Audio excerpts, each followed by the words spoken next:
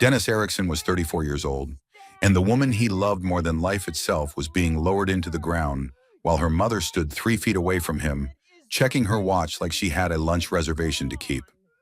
3 days earlier, his wife Vivian had died. Cancer. Stage 4 pancreatic cancer that went from unexplained stomach pain to you have 6 months in the span of a single doctor's appointment.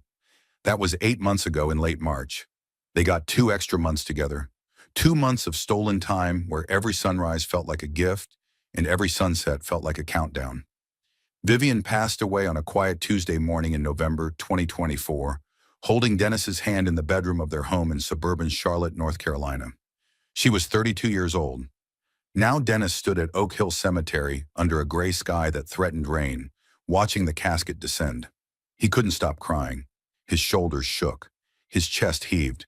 He didn't care who saw him break down. Vivian deserved every tear. She deserved more than tears. She deserved to still be alive. "Pull yourself together," a voice hissed in his ear. "You're making a spectacle." Dennis turned to see his mother-in-law, Dolores Whitmore, glaring at him with those ice blue eyes that Vivian had inherited but had filled with warmth instead of frost. Dolores was 61, dressed in a black Chanel suit that probably cost more than Dennis made in a month as a high school history teacher. Her perfectly styled silver hair didn't move in the November wind. Everything about Dolores Whitmore was controlled, calculated, and cold. "I just lost my wife," Dennis managed to say through his tears. "And I lost my daughter," Dolores snapped back, though her eyes were dry as desert sand. "But I'm not embarrassing her memory by sobbing like a child in front of everyone." Dennis looked around at the everyone Dolores referenced. There were maybe 40 people scattered around the gravesite. Vivian's father had died when she was 12, so Dolores was the only parent present. Vivian's younger brother Jason stood with his wife, both looking uncomfortable. A handful of Vivian's college friends had flown in, some neighbors. Dennis's own parents had driven up from Charleston and stood nearby. His mother's arm linked through his father's, both of them crying openly. A few of Dennis's teacher colleagues had come to pay their respects. These were people who loved Vivian, people who were supposed to be united in grief. "The service is over," Dolores announced loudly enough for everyone to hear. "There will be a reception at my home for close family and friends. Dennis, I need to speak with you privately before you leave." Dennis nodded numbly. He didn't want to talk to Dolores. He didn't want to do anything except go home and crawl into bed and smell Vivian's pillow one more time before her scent faded completely. But Dolores wasn't really asking. She never asked. She commanded. The crowd began to disperse. People approached Dennis one by one, offering condolences that blurred together into a stream of, "I'm so sorry," and "She was wonderful," and "If you need anything." Dennis accepted each hug mechanically, his mind somewhere else entirely. His mother squeezed his hand and whispered, "Do you want us to stay?" "I'll be okay," Dennis lied. "I'll see you at the reception." When the last mourner had walked away toward their cars, Dennis found himself alone with Dolores at Vivian's grave. The cemetery workers had respectfully withdrawn, giving them privacy. The November wind picked up, scattering dead leaves across the grass. "I'll be direct," Dolores said, her tone businesslike. "Now that Vivian is gone, there are practical matters we need to address." Dennis stared at her.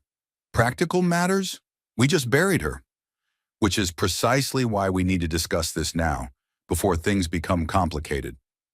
Dolores pulled her coat tighter against the wind. "The house." "What about the house?" "Vivian's house," Dolores clarified. "The one she purchased before you two married. I assume you've been living there, but now that she's gone, we need to make arrangements for you to move out." Dennis felt like he'd been punched in the stomach. "Move out? That's my home. That's where Vivian and I lived together for 5 years." "A home that Vivian bought with money from her trust fund," Dolores said coldly. "Money from her father's estate. Money that had nothing to do with you." This was true, technically. When Dennis and Vivian had gotten married 6 years ago, Vivian had owned the house outright. It was a beautiful 3-bedroom craftsman-style home in a quiet neighborhood called Ashford Park. Vivian had purchased it 2 years before they met, when she was working as a pediatric nurse at Carolina Medical Center. The house had cost $385,000, and Vivian had paid cash for it using money from a trust fund her late father had established. Dennis, meanwhile, had been living in a small apartment and working on his teaching certification. He made $42,000 a year as a first-year teacher.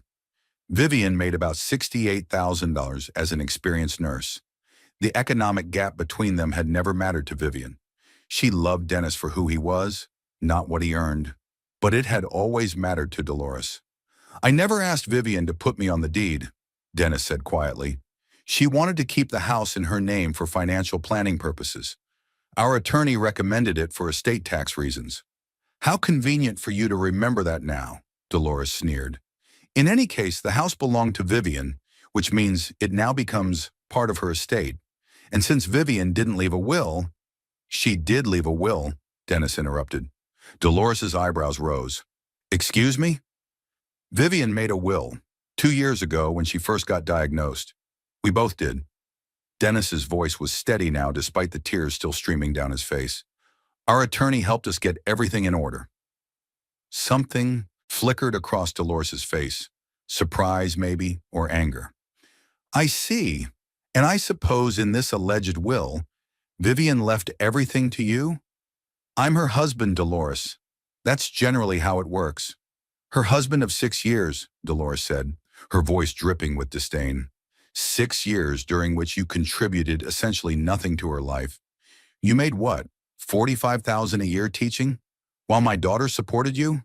"I make $52,000 now, actually," Dennis said, though he hated himself for feeling defensive about it.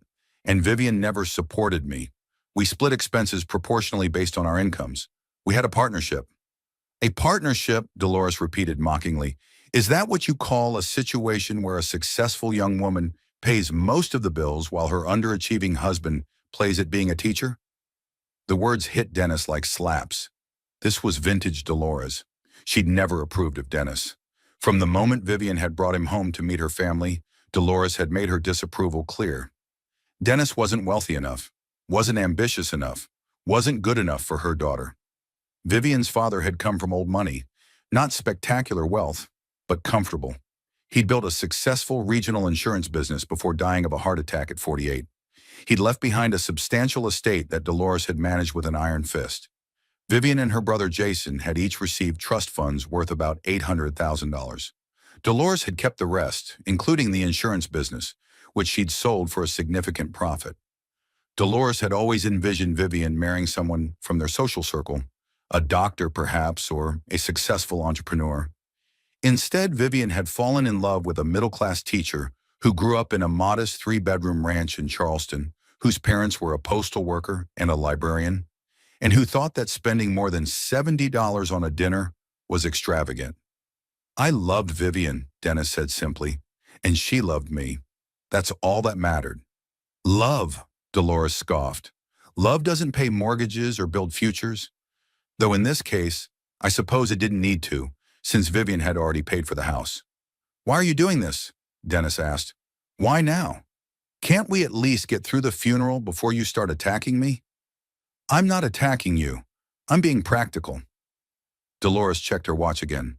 "The reception starts in 45 minutes. I'm simply making it clear that you need to start making plans to vacate Vivian's property. I'll give you 30 days, which is more than generous." 30 days? Dennis felt the surreal horror of the moment crashing over him. "You want me out of my home in 30 days? "It's not your home," Dolores said coldly. "It never was. And now that Vivian is gone, there's no reason for you to continue living there. My attorney will be in touch with the formal notice." "Your attorney?" "Dolores, whatever Vivian's will says, wills can be contested," Dolores cut him off, "especially when there are questions about undue influence or financial manipulation." Dennis felt his blood run cold. "Are you seriously suggesting I manipulated Vivian?" "I'm suggesting that a woman with terminal cancer might not have been in the best state of mind to make major financial decisions. I'm suggesting that a will drafted under such circumstances might not reflect her true wishes. And I'm suggesting that any judge would understand a mother's concern about her daughter's estate being seized by an opportunistic spouse. If you enjoy stories of cold-blooded family betrayal, shocking inheritance battles, and ultimate justice against entitled wealth? Like this video and subscribe to the channel now. There are brand new stories here every day, each one more intense than the last one you watched. And tell me where you are watching from. Dennis took a deep breath, trying to control his shaking hands. This is insane. You can't just throw me out of my home. Watch me. Dolores turned to leave, then paused. Oh, and Dennis, don't bother coming to the reception. You're not welcome. It's for people who actually cared about Vivian, not opportunists who saw her as a meal ticket. She walked away across the cemetery grass, her heels clicking on the paved pathway that led to the parking lot. Dennis stood alone at Vivian's grave, the reality of what had just happened slowly sinking in. His wife was dead, and her mother was trying to throw him out of his home before Vivian's body was even cold. Dennis looked down at the fresh earth covering Vivian's casket. "I'm so sorry," he whispered. "I'm so sorry you can't be here to see this. You'd be furious." Vivian had always run interference between Dennis and her mother. She'd been the buffer, the translator, the peacemaker. She'd loved Dolores despite Dolores's flaws, because that's who Vivian was. She loved people even when they didn't deserve it. But she'd also been fiercely protective of Dennis. Whenever Dolores made one of her cutting remarks about Dennis's career or income, Vivian would shut it down immediately. "He's doing exactly what he's meant to do," Vivian would say. "He's changing kids' lives every single day. That's worth more than any amount of money." But Vivian was gone now, and without her protection, Dennis was facing Dolores's full wrath alone. He pulled out his phone with trembling hands and called his attorney, David Chen. David had helped them draft their wills 2 years ago. He was young, only 36, but sharp and thorough. Dennis had liked him immediately. "Dennis," David answered on the second ring, his voice gentle. "I'm so sorry about Vivian. I was planning to call you tomorrow to discuss." "Dolores just told me I have 30 days to move out of the house," Dennis said flatly. "She says she's going to contest the will." There was a long pause. "She said that? At the funeral? At the cemetery?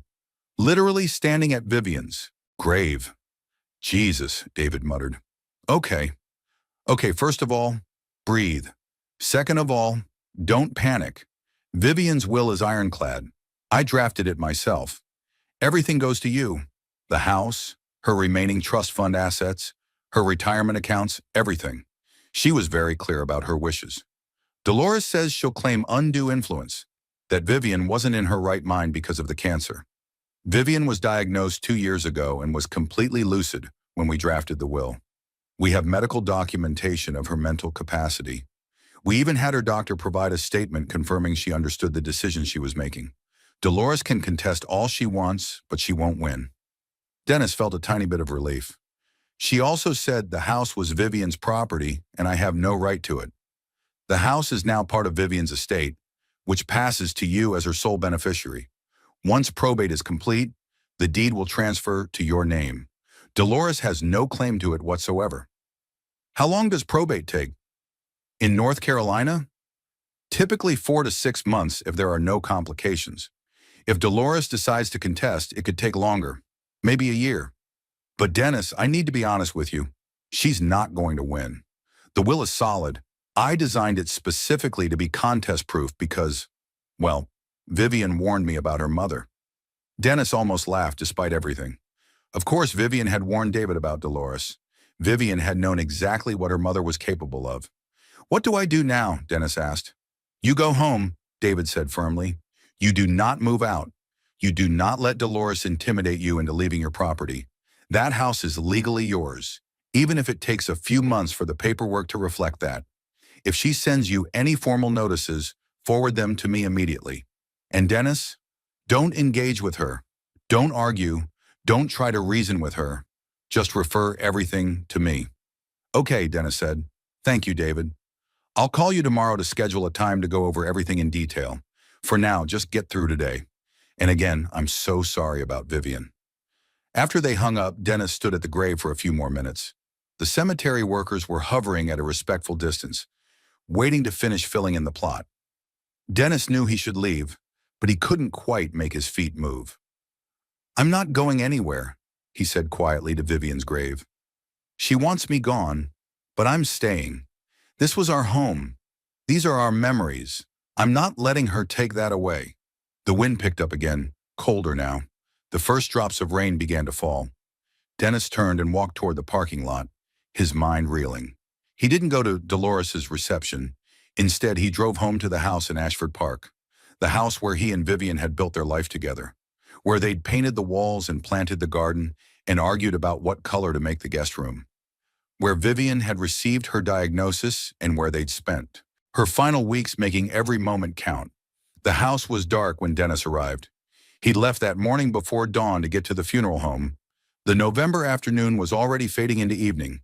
He parked in the driveway and sat in his car for a long moment, looking at the craftsman-style home with its wide front porch and the rocking chairs where he and Vivian used to sit on summer evenings. Inside, everything was exactly as they'd left it. Vivian's reading glasses were still on the coffee table next to her book club selection she'd never gotten to finish. Her coffee mug was in the kitchen sink. Her slippers were by the bedroom door. Dennis collapsed on the couch and finally let himself fall apart completely. He cried until he couldn't breathe, until his head pounded and his throat was raw. He cried for Vivian, for the future they'd never have, for the children they'd talked about but never got to create, for the 50th anniversary they joked about celebrating. And somewhere beneath the grief, beneath the overwhelming loss, there was anger. Anger at Dolores for her cruelty, anger at her timing, anger at her entitled assumption that she could simply take away everything Vivian had built. They had no idea what was coming. Dolores thought she could bully Dennis into submission because she'd always seen him as weak, as lesser, as someone beneath her daughter's station. She thought his grief and his modest income made him powerless. But Dolores had made one critical mistake. She'd underestimated how well Vivian had prepared for exactly this scenario. Dennis stood and walked to the home office they'd set up in the spare bedroom.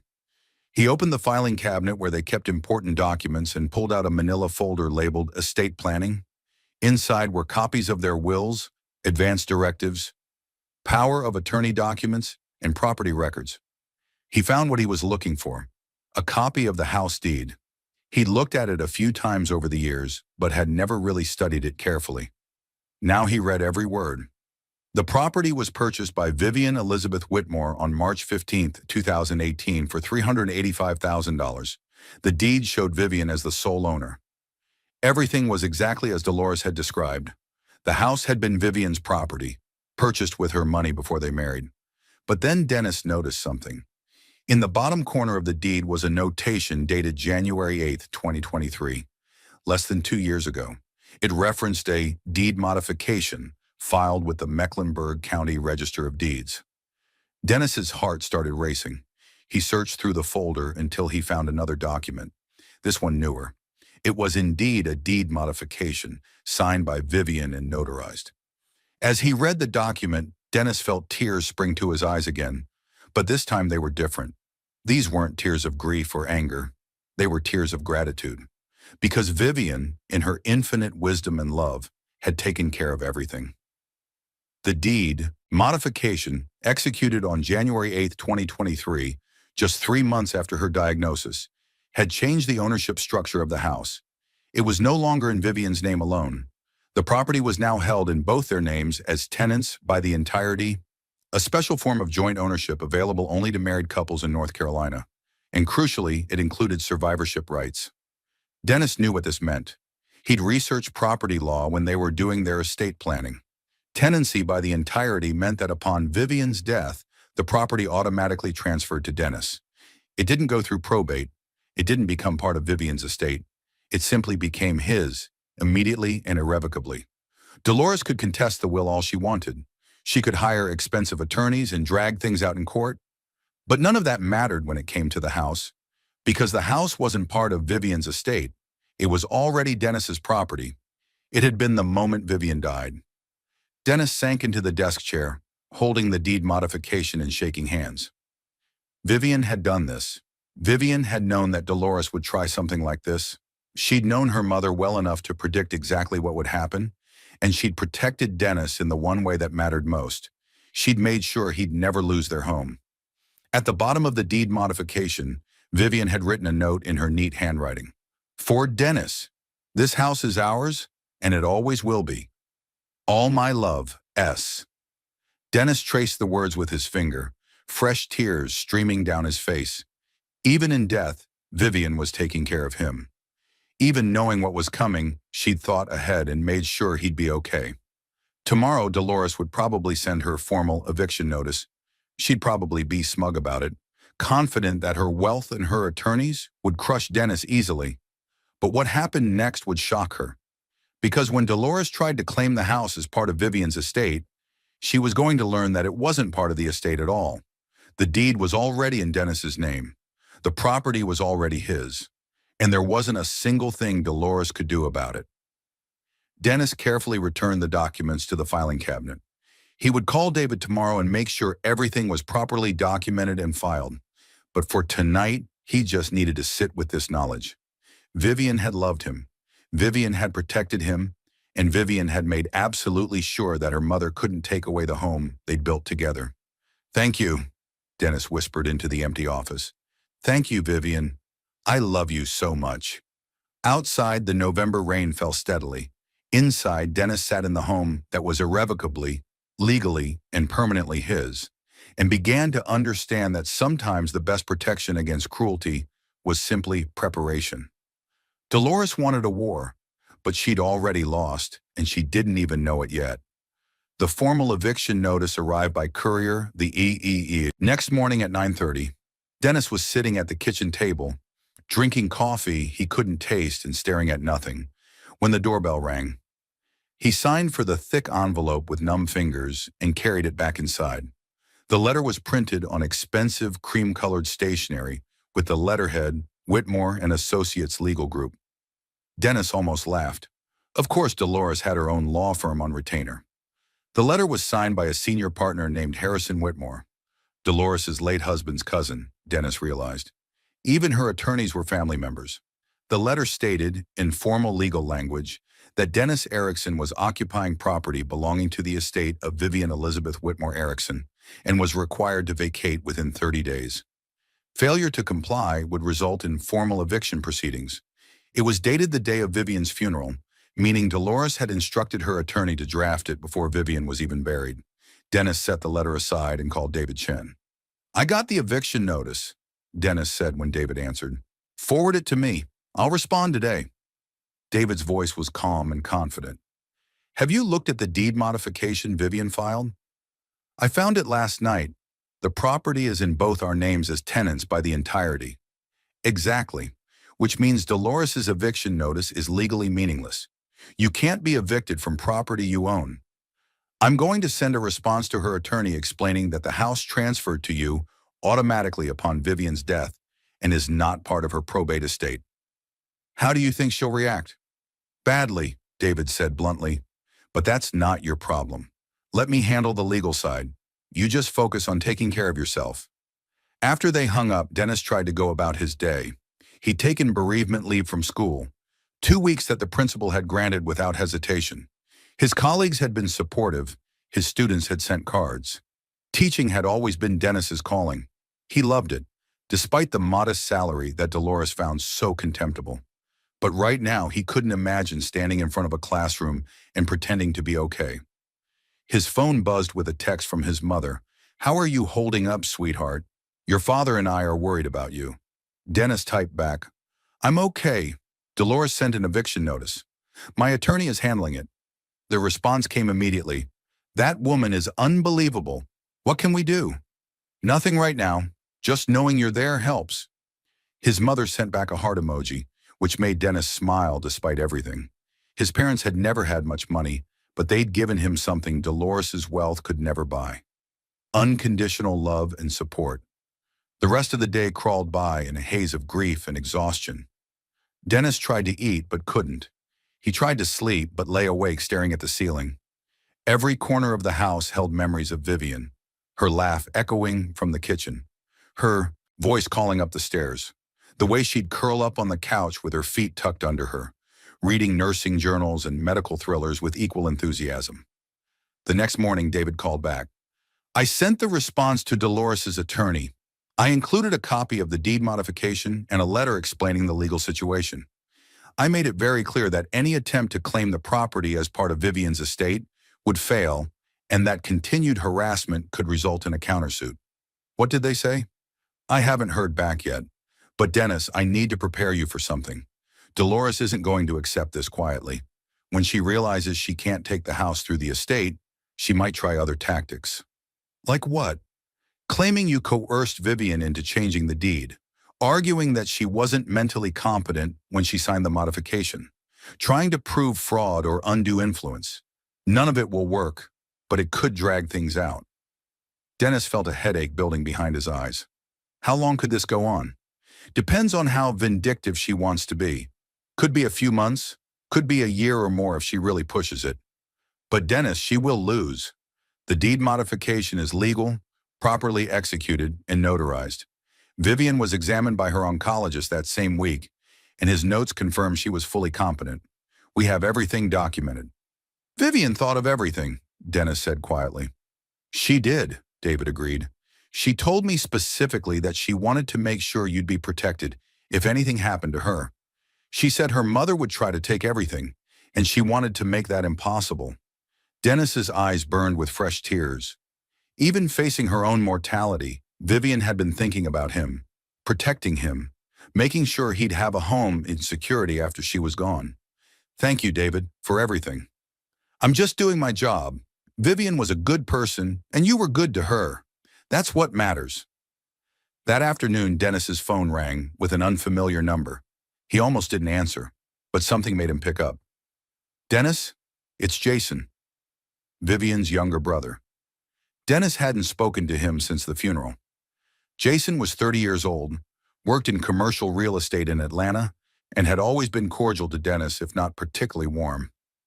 Dolores's influence ran deep in her children, but Jason had always been less openly hostile than his mother. Hey, Jason, Dennis said carefully. Listen, I heard about what Mom's trying to do, the eviction notice and everything. Jason sounded uncomfortable. I just wanted to say, I think it's messed up. Vivian loved you. She would hate this. Dennis felt a rush of gratitude. Thanks for saying that. I tried talking to Mom about it, but she's not listening. She's convinced you're some kind of gold digger who manipulated Vivian. It's insane. Your mother has never liked me. I know, and I'm sorry.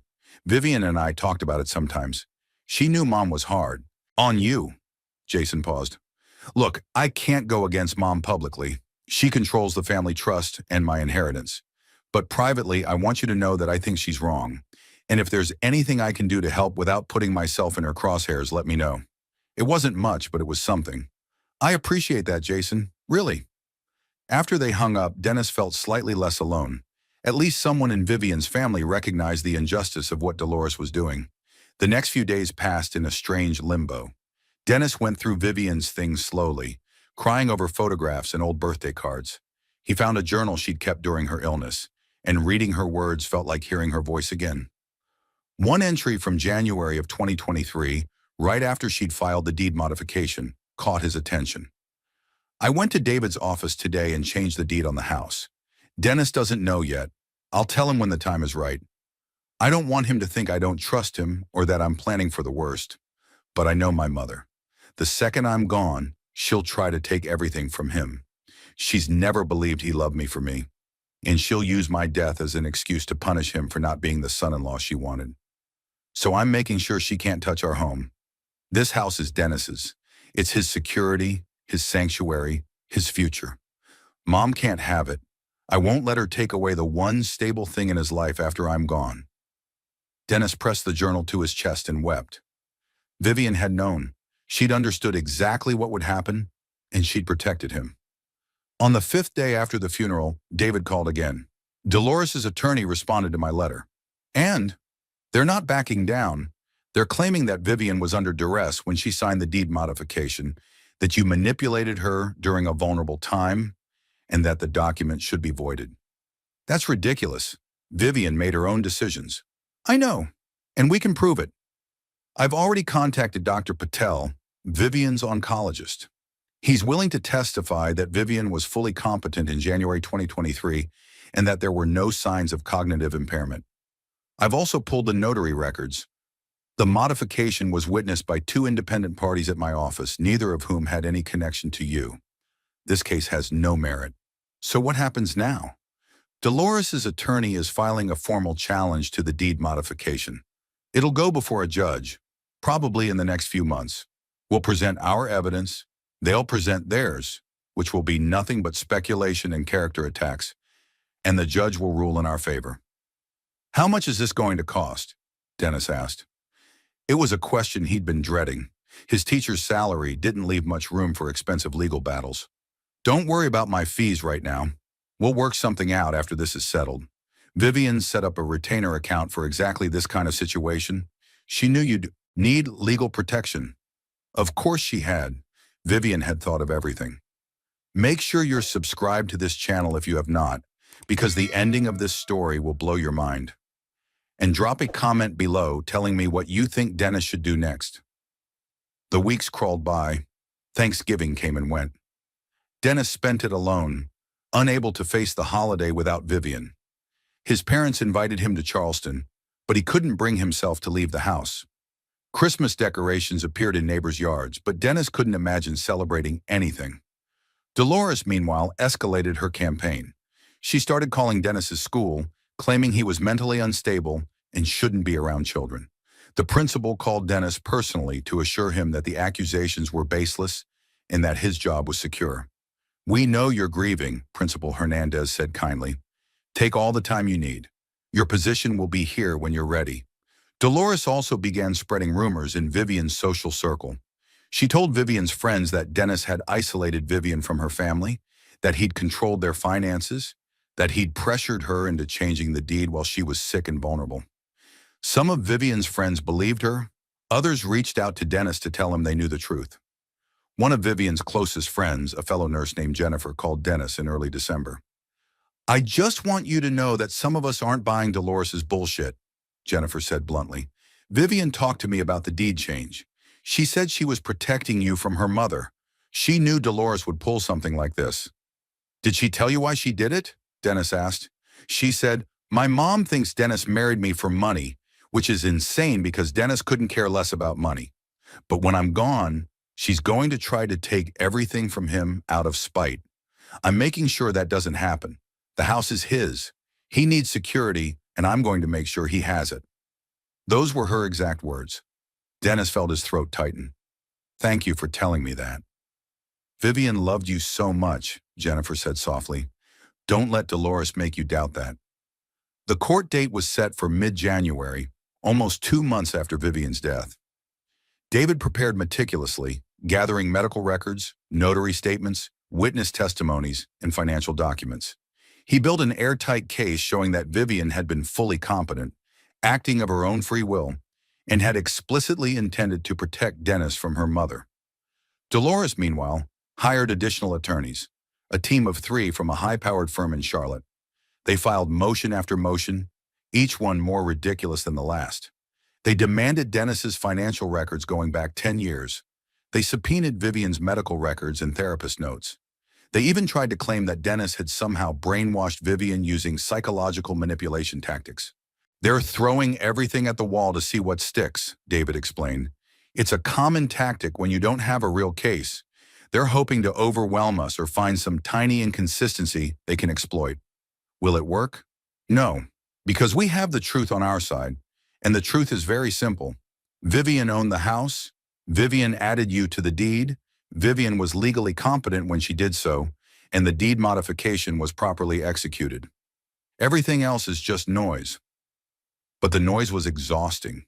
Dennis barely slept. He'd lost 15 pounds. He looked like a ghost of himself. His mother begged him to come home to Charleston for a while, but he refused to leave the house. It felt like surrendering. In early January, Dennis received a letter from Dolores directly, not through her attorneys, but sent to his home. He opened it with trembling hands. The letter was handwritten on Dolores's personal stationery. "Dennis, this has gone on long enough. I'm prepared to offer you a settlement. I will drop all legal challenges to the deed if you agree to sell the house and split the proceeds with me 60-40. You'll walk away with over $200,000, which is far more than you contributed to Vivian's life. This is a generous offer, more than you deserve. If you refuse, I will continue fighting. I have unlimited resources and unlimited time. I will drag this through the courts for years. I will make your life hell. I will destroy your reputation. By the time I'm done, everyone will know what kind of parasite you really are. The choice is yours. Dolores Whitmore. Dennis read the letter twice, his hands shaking with anger. This was Dolores's final card, the threat. She knew she was losing the legal battle, so now she was trying intimidation. He took a photo of the letter and texted it to David. David called back within 5 minutes. Don't respond, don't engage. Forward me the original letter. She's threatening me. I know, which is incredibly stupid of her. This letter proves her motivations. It shows malice and harassment. It actually helps our case. She really thinks I'll take her settlement. She thinks she can bully you into submission. She's used to people folding when she throws money and threats around. But Dennis, you don't have to fold. You're in the right here. The law's on your side. I'm not taking her money, Dennis said firmly. This house is mine. Vivian wanted me to have it. I'm not selling it, and I'm sure as hell not giving her a single dollar. Good, David said, because that's exactly what Vivian would want you to say. The night before the court hearing, Dennis couldn't sleep at all. He lay in bed, staring at the ceiling, thinking about everything that had led to this moment. Vivian's diagnosis, the 8 months of fighting, the small victories and devastating setbacks, the final weeks when they both knew the end was coming. Vivian's death in this very bedroom, in this very bed, with Dennis holding her hand and whispering that he loved her. And then Dolores's cruelty at the funeral, the eviction notice, the legal battle, the threats and rumors and endless harassment. But through it all, Vivian's love had protected him.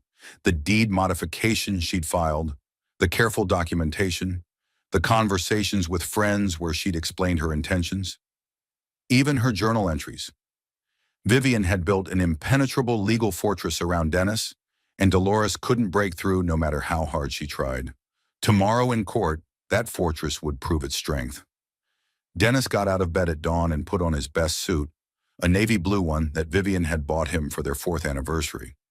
She'd said he looked handsome in it. He knotted his tie with careful precision, the way Vivian had taught him. He looked at himself in the mirror and barely recognized the man staring back. He'd aged years in 2 months, but his eyes were clear. His jaw was set. He was ready. David picked him up at 8:30. They drove to the Mecklenburg County Courthouse in downtown Charlotte, a modern building of glass and steel.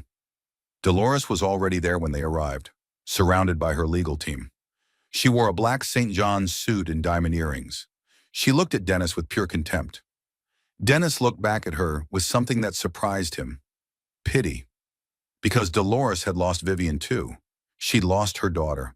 And instead of grieving, instead of honoring Vivian's memory, she'd chosen to wage war against the man Vivian loved. She'd chosen cruelty over compassion, greed over grace. They filed into the courtroom.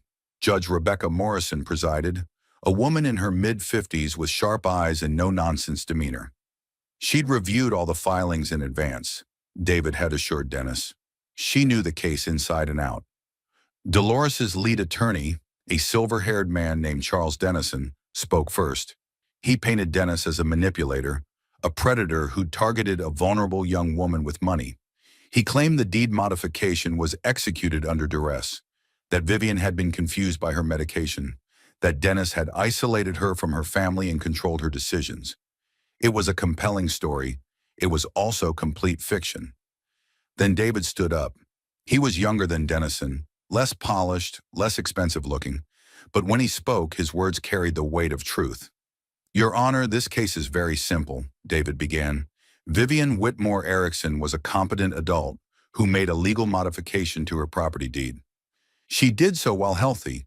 The modification was filed in January 2023, only 3 months after her diagnosis, when she was still working full-time as a nurse and showing no signs of cognitive decline. Her oncologist will testify that she was fully capable of making legal decisions at that time. David presented the medical records, Dr. Patel's statement, the notary witnesses, the journal entries where Vivian explained her reasoning, text messages to friends where Vivian explicitly stated she was protecting Dennis from her mother, Mrs. Whitmore is not challenging this deed modification because she believes there was fraud, David continued. She's challenging it because she disapproves of her daughter's choice of husband. She's using the legal system to punish Mr. Erickson for not being wealthy enough, not being prestigious enough, not being the son-in-law she wanted. But her disapproval doesn't invalidate Vivian's legal right to do what she wanted with her own property. Dolores's attorney objected, called it inflammatory. Judge Morrison overruled. David called Dr. Patel to the stand. The oncologist was in his 50s, Indian American, with kind eyes behind wire-rimmed glasses. He testified that Vivian had been his patient for 8 months, that she'd been sharp and clear-headed until her final weeks, and that in January 2023, she'd shown absolutely no signs of cognitive impairment or confusion. "Did you discuss the deed modification with Ms. Erickson?" David asked. "Yes. She mentioned it during an appointment. She said she wanted to make sure her husband would be taken care of if anything happened to her. She was very clear about her intentions. She said, and I remember this specifically, my mother is going to try to take everything from Dennis when I'm gone, and I won't let that happen." Dolores's face darkened with rage. She whispered urgently to her attorneys. David called the notary who'd witnessed the deed modification. She testified that Vivian had been alert, confident, and had signed all documents without hesitation. She was very clear about what she was doing, the notary said. There was no confusion, no pressure, no signs of distress. She knew exactly what she wanted. Finally, David called Jennifer, Vivian's nurse friend. Jennifer testified about conversations where Vivian had explicitly discussed her estate planning. "Vivian told me she was protecting Dennis," Jennifer said firmly. "She said her mother had never accepted their marriage and would try to destroy Dennis after she died. She said putting the house in both their names was the only way to make sure he'd have security. She was protecting the man she loved from her vindictive mother." "Objection!" Dennison shouted. "Speculation and hearsay." "It's not hearsay when it's a statement of the deceased's intentions," Judge Morrison said calmly. "Overruled. Continue." When all the testimony was complete, Judge Morrison called a 30-minute recess. Dennis sat in the hallway with David, his heart pounding. "How do you think it went?" Dennis asked. "I think we demolished their case," David said confidently. "They had nothing but speculation and character attacks. We had evidence, medical records, witness testimony, and Vivian's own words. It's not even close." When they returned to the courtroom, Judge Morrison's expression was stern. "I've reviewed all the evidence presented today," she began, "and I'm ready to rule." Dennis held his breath. The deed modification executed by Vivian Whitmore Erickson on January 8, 2023, was legal, proper, and valid. The evidence overwhelmingly shows that Miss Erickson was fully competent when she signed the document, that she acted of her own free will, and that she understood the implications of her decision. There is no evidence of coercion, undue influence, or fraud. Dolores's attorney started to object, but Judge Morrison held up her hand. "Furthermore," the judge continued, her voice hardening, "I find Mrs. Whitmore's actions in this case to be unconscionable. She has weaponized the legal system to harass her son-in-law during his time of grief. She has made baseless accusations, spread malicious rumors, and attempted to deprive Mr. Erickson of the home his wife wanted him to have. This court will not enable such behavior." Judge Morrison looked directly at Dolores. "The deed modification stands. The property belongs to Dennis Erickson. Mrs. Whitmore, you are ordered to cease all harassment and attempts to claim this property. If you continue this behavior, you will face sanctions." The gavel came down with a decisive crack. They had won. The courtroom erupted in controlled chaos. Dolores stood abruptly, her face flushed with fury.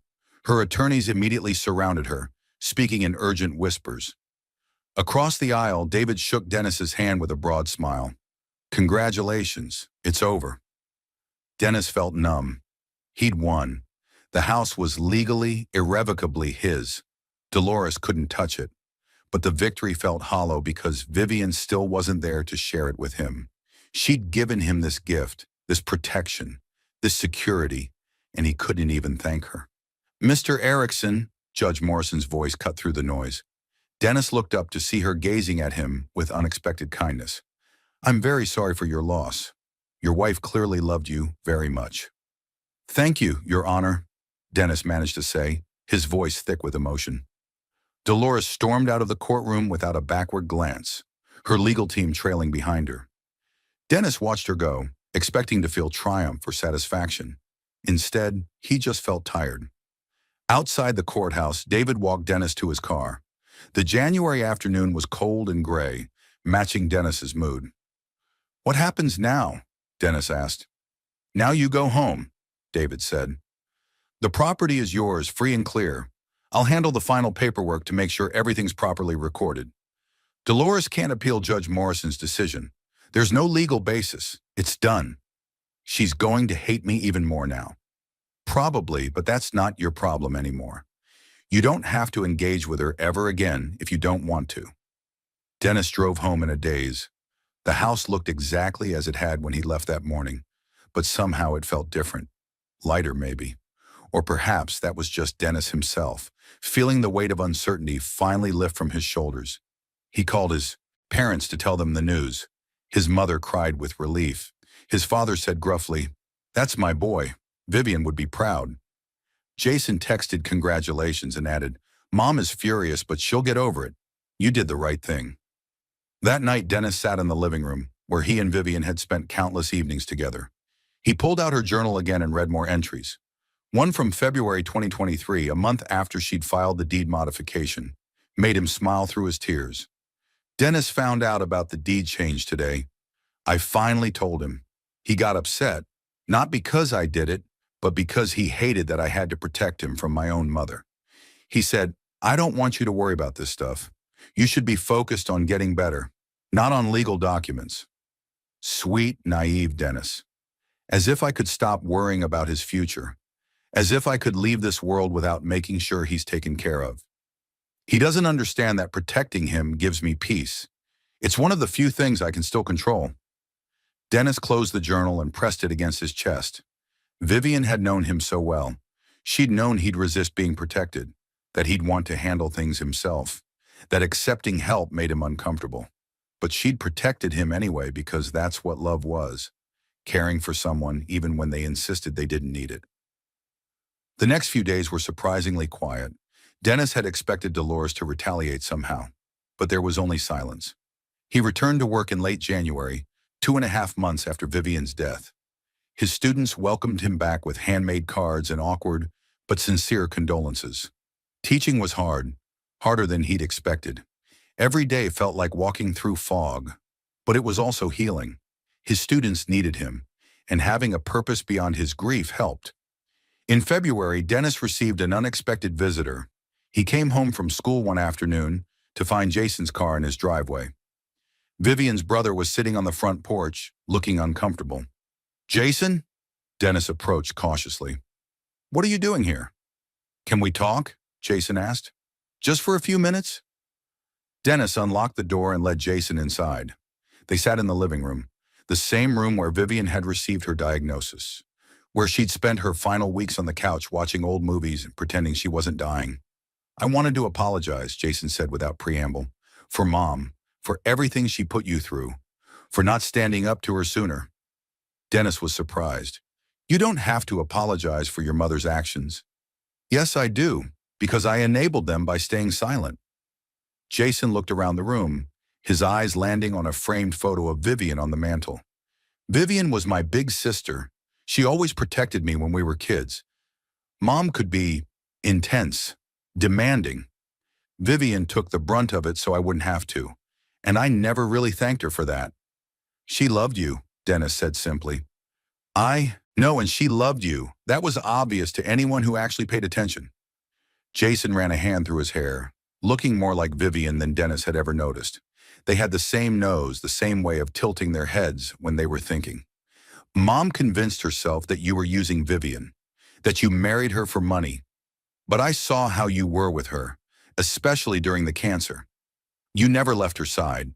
You took unpaid leave from work to be with her full-time those last 2 months. You slept in a chair next to her hospital bed. That's not what a gold digger does." Dennis felt his throat tighten. "I would have done anything for her. I know, and Vivian knew. That's why she made sure you'd be taken care of." Jason pulled an envelope from his jacket pocket. I found this in some of Vivian's things that Mom had. I took it before Mom could see it. I think you should have it. Dennis opened the envelope with trembling hands. Inside was a letter in Vivian's handwriting, addressed to Jason and dated December 2023, just weeks before her death. Jason, if you're reading this, I'm gone. I need you to do something for me. Please look after Dennis. Not financially, I've taken care of that. But emotionally, he's going to be lost without me, and Mom is going to make his life hell. I know you can't go against Mom openly, but please, in whatever small ways you can, be there for him. Remind him that he was a good husband, that I loved him, that he made my life better. He's going to doubt all of that after I'm gone, because Mom will fill his head with poison. Don't let him believe her lies. Dennis is one of the best men I've ever known. He's kind and smart and funny, and he makes terrible puns that somehow always make me laugh. He works a job he loves, even though it doesn't pay much, because he genuinely wants to help kids. He never cared about my money or my family name. He just loved me. Really, truly loved me for who I was. When I die, I'm going to be at peace because I got to spend 6 beautiful years married to my best friend. Not everyone gets that. I was lucky. We were lucky. Please don't let Mom destroy that. Please help Dennis remember the good parts. I love you, little brother. Take care of yourself, and take care of him. Vivian. Dennis couldn't see the words anymore through his tears. Jason was crying too, not bothering to hide it. She was the best person I knew, Jason said roughly, and you made her happy. I saw it. We all saw it, even Mom, though she'd never admit it. They sat in silence for a while. Two men who'd both loved Vivian, both grieving her loss in different ways. Thank you for bringing this to me, Dennis finally said. It means more than you know. There's something else, Jason said. Mom is planning to sell the family business, the insurance agency that Dad built. She's been talking about it for years, but now she's actually doing it. She's getting older and she doesn't want to manage it anymore. The sale should net about $3 million. Dennis didn't understand why Jason was telling him this. Okay? Under Dad's will, Vivian was supposed to inherit a portion of the business value if it was ever sold. 20%. Mom's been avoiding the sale partly because she didn't want to give Vivian that money. She thought Vivian didn't need it since she had her trust fund. But now that Vivian is gone, that 20% goes to Vivian's estate. Which goes to me, Dennis realized. Which goes to you, Jason confirmed. That's $600,000, Dennis. Mom is legally obligated to pay it. Her attorneys have confirmed it. There's no way around it. Dennis felt like he'd been punched. $600,000. It was an unimaginable sum for someone who made $52,000 a year teaching history. I don't want her money. It's not her money. It's Vivian's. It's what Dad wanted Vivian to have. And since Vivian wanted you to have everything, it's yours. Jason stood up to leave. The sale is supposed to close in March. Mom is going to fight this, obviously. She's going to be furious. But the law is clear. That money is legally yours. After Jason left, Dennis sat alone with Vivian's letter in his hands. He read it over and over, memorizing every word, every loop of her handwriting. Even facing death, Vivian had been thinking about him, worrying about him, protecting him. The next month was a blur of legal proceedings related to the business sale. Dolores did exactly what Jason had predicted. She fought the inheritance distribution with every tool at her disposal.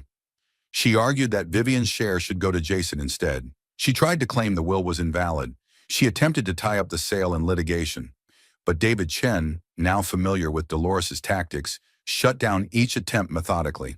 The law was unambiguous. Vivian's share went to her estate, and her estate went to Dennis. There were no loopholes, no exceptions. In March, on a rainy Tuesday afternoon, Dennis received the largest direct deposit of his life. $600,000 minus taxes and legal fees appeared in his bank account. He stared at the number on his phone screen, unable to process it. He called David immediately. Is this real? It's real, David confirmed.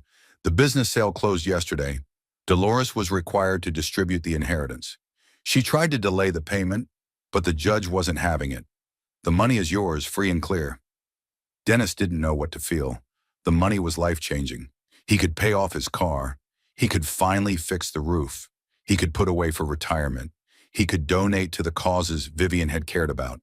He could establish a scholarship fund in her name. But none of it brought Vivian back. That weekend, Dennis did something he'd been avoiding for months. He went through all of Vivian's belongings, her clothes, her books, her jewelry, her nursing textbooks. He donated most of it to charity, keeping only a few precious items. Her favorite sweater that still smelled like her perfume, her grandmother's wedding ring, her collection of medical thrillers, her nursing school diploma. He found another note tucked into one of her textbooks, written in her neat hand on a torn piece of notebook paper. Dennis, if you're reading this, I'm gone and you're finally going through my stuff. I know how hard this must be, but I want you to know something. You gave me the happiest 6 years of my life. Every single day with you was a gift. Don't let anyone, especially my mother, make you believe otherwise. You were exactly the husband I needed, exactly the partner I wanted, exactly the man I loved. Go live your life. Fall in love again if you can. Be happy. That's what I want for you. All my love forever, S. Dennis sat on the bedroom floor surrounded by cardboard boxes and cried harder than he had since the funeral. Vivian had left him notes everywhere, little love letters hidden throughout the house, each one a gift for future moments when he'd need her most. If you're enjoying this story, hit that like button and let me know in the comments what you would have done in Dennis's situation. In April, 4 months after the court victory, Dennis made a decision. He couldn't stay in the house anymore. It wasn't Dolores's harassment driving him away. She'd gone conspicuously quiet after losing both legal battles and being forced to pay the inheritance. It was the memories. Every room held echoes of Vivian. Every corner reminded him of what he'd lost. He put the house on the market. The real estate agent told him it would sell quickly. The neighborhood was desirable, the house was well maintained, and the market was strong. She was right. Within 2 weeks, Dennis had multiple offers. He accepted one for $445,000, almost $60,000 more than Vivian had paid for it 6 years earlier. The closing was scheduled for late May. Dennis spent those final weeks sorting through the last of their belongings and saying goodbye to the home he and Vivian had built together. Neighbors stopped by to wish him well. His principal told him there was a position open at a school in Charleston near his parents if he was interested.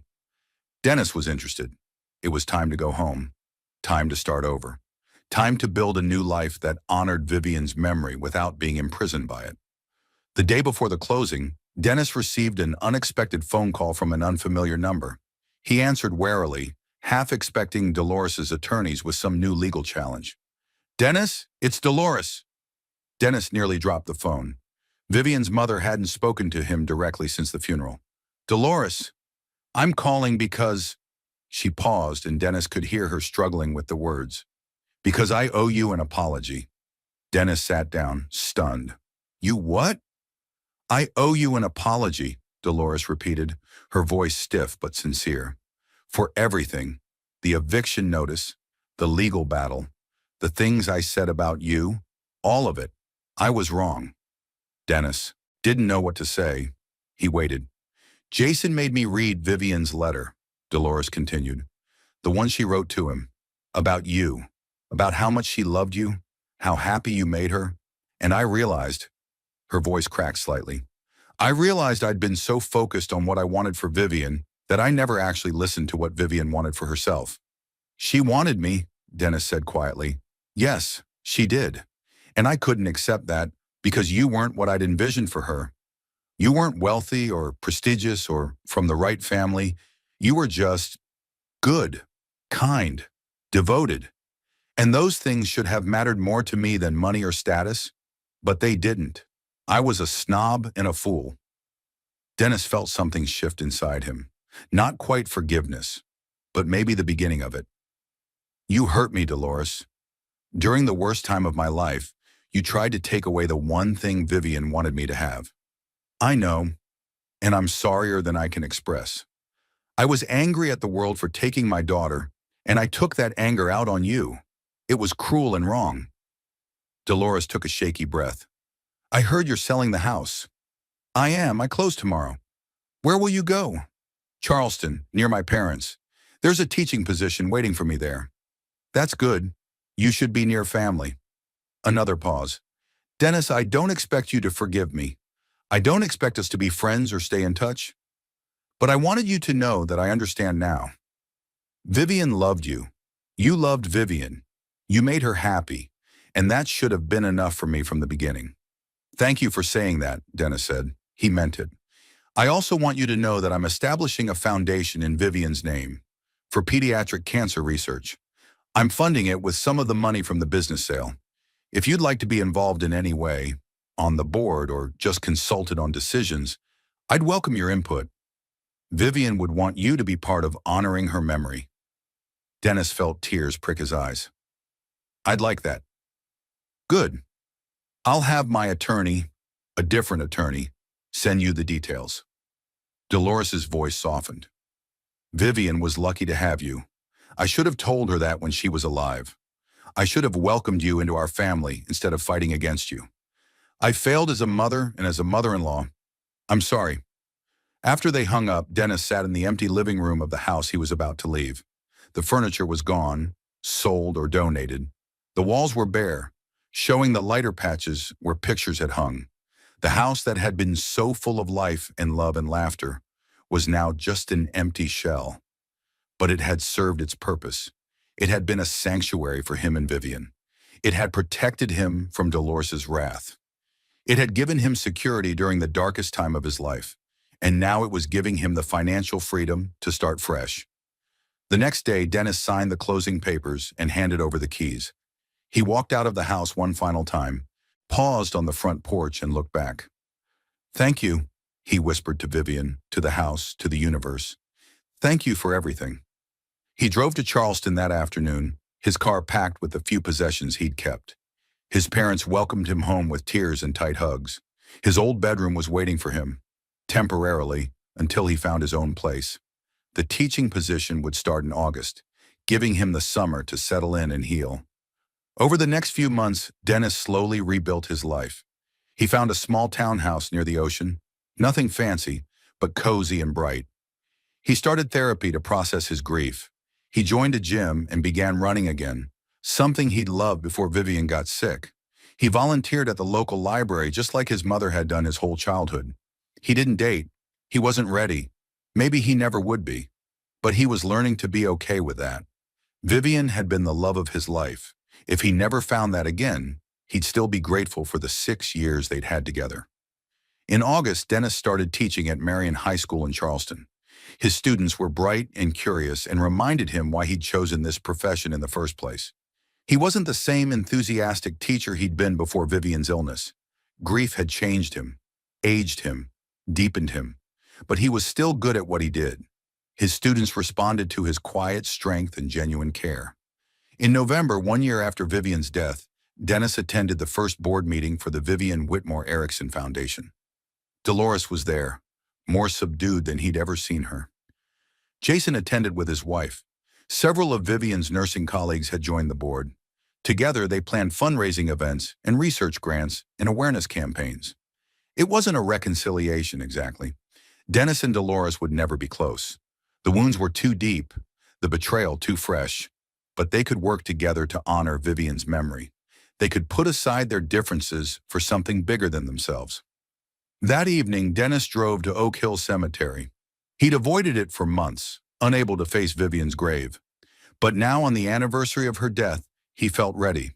He brought flowers, sunflowers, her favorite. He sat on the grass next to her headstone and talked to her the way he used to talk to her in life. He told her about Charleston, about teaching, about the foundation. He told her about Dolores's apology and Jason's kindness.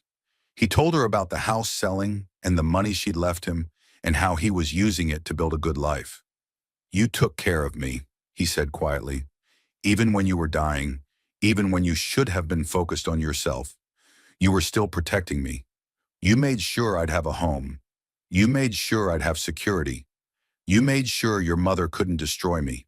The November wind rustled the leaves on nearby trees. The setting sun cast long shadows across the cemetery. I'm going to be okay, Dennis continued. It took me a while to believe that, but I do now. I'm not the same person I was before. I'll never be that person again, but I'm okay with who I'm becoming.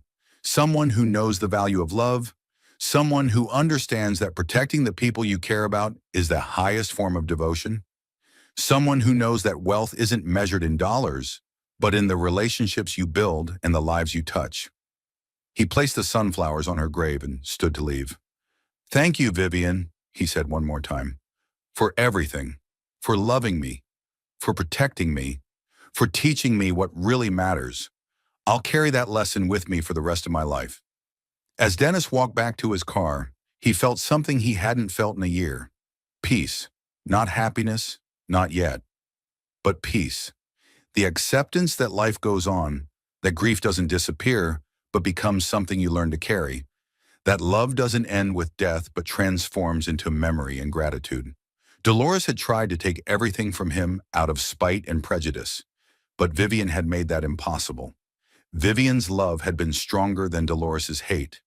Vivian's preparation had been more powerful than Dolores's wealth, and in the end, justice had prevailed, not through revenge or retaliation, but through the simple, profound act of a woman protecting the man she loved.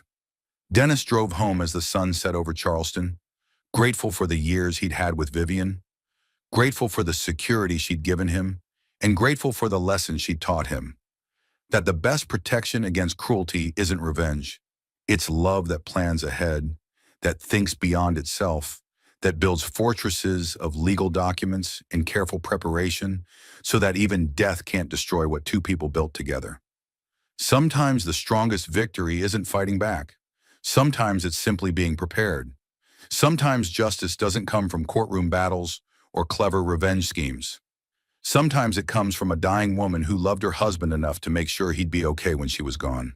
And that love, that foresight, that devotion, that was worth more than any inheritance, any house, any amount of money. That was everything. If you enjoyed this story, like this video and leave a comment telling me what you thought.